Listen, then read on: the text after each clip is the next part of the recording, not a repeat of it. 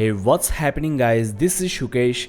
Well, the new Galaxy S8 and S8 Plus are by far the best devices you can buy right now, but there are a few things that are actually bothering me. I won't say these are serious problems, but these are the facts that you should know before you buy this device.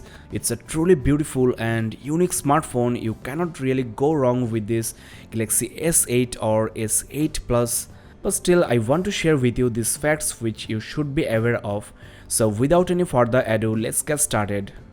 I have with me the Galaxy S8 Plus with a 6.2 inch screen, and the display aspect ratio is actually 18.5:9 instead of 16:9, so the phone is kind of tall, though you have almost no bezel at the sides and the top and bottom parts are quite slim, but still this phone is taller than a typical 5.5 inches display phone.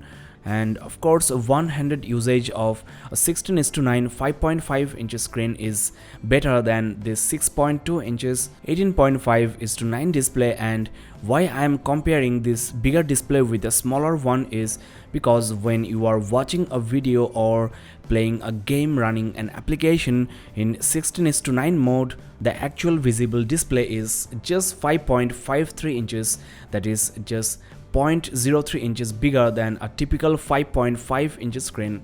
Though you can go full screen, but the top and bottom parts of your videos are getting cropped, and in games the scenario is also same. So this S8 Plus is basically replacing the S7 Edge, and if you calculate the 16:9 display size for S8, then it's just 5.175 inches, that is 0.075 inches bigger. From the settings menu, you can also crop or zoom into the applications and go full screen. Now Samsung had to make the phone taller so that you get a good grip of the phone, though the actual footprint of these devices are not as big. It's really very hard to reach your notification center and the fingerprint sensor at the back, which I will talk about later. Overall, I think this taller aspect ratio is not a big issue if you are okay with the cropping of your videos and your games. Next, the default out-of-the-box screen resolution of your S8 and S8 Plus is Full HD Plus instead of WQHD Plus. So if you don't know about this and don't change the resolution from the settings menu, then you will be probably using the phone in the lower resolution. So when you are buying such a pricey device, make sure your device is in the best resolution. Now the display brightness is also not the highest in default or optimized mode. You can actually switch to the gaming mode or high performance mode and increase the brightness by 10%.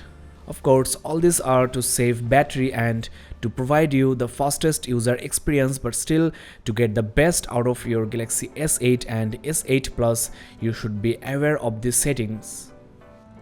Now, for an Android smartphone, 4GB RAM is adequate, but when you are talking about Samsung devices with heavy user interface, it seems 4GB RAM is not adequate. The available space right now is just 1GB, and you also have 638 MB reserved space. I've done some RAM management comparison in between S8 Plus and OnePlus 3T. The multitasking capability of this S8 Plus is actually worse than expected. This phone cannot even handle more than 4 or 5 applications. This is again for saving the battery. After the Note 7 fiasco, Samsung is really very cautious this time, but to my surprise, Google Pixel and iPhone 7 offer better multitasking capability than this S8 Plus. So that's another fact I want to share with you guys.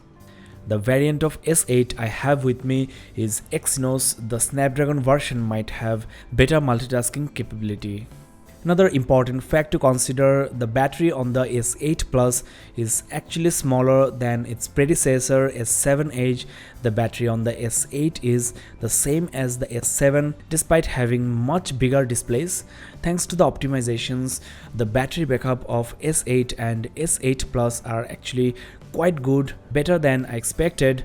Now, as you know, I did some battery discharge speed test in between S7 Edge and other flagships. S7 Edge was the clear winner, so I'm really quite curious to see how does this S8 Plus perform against S7 Edge and other flagships. Keep in touch with this channel. I will upload a similar video very soon. As the fingerprint sensor is moved from the front to the back and the phone is quite tall, it's impossible to reach the sensor without adjusting your hand, and on the smaller S8, though you can reach the sensor, there is a good chance you will smudge the camera lens. So you have to get used to this placement of the sensor. The best way is to swipe your finger from the edge to the sensor, find it and then tap it. It's easier if you use a hard case.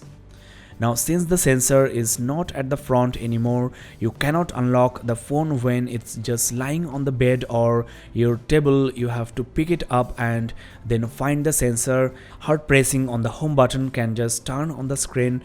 If you prefer to use the iris scanner or the face scanner, you have to hold the phone from an optimum distance from your face. So unlocking of your new Samsung flagship is not as easy as it used to be. For me, it's a deal breaker. I always prefer the sensor at the front of the phone. Now, on paper, the rear camera of your S8 and S8 Plus are the same as its predecessor.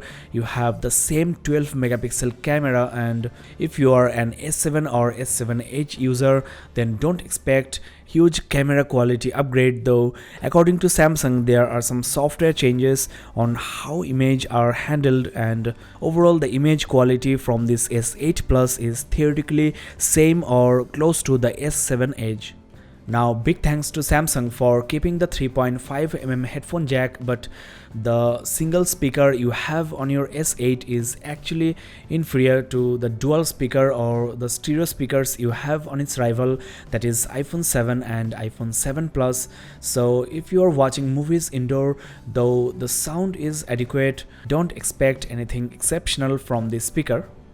Now this year we have got Bixby, another Samsung voice assistant, and when you already have Google Assistant, I don't know how many people will actually use this service. It's basically very similar to Google Assistant with different cards, and in the camera you have something called Bixby Vision, which basically shows you similar images from Pinterest.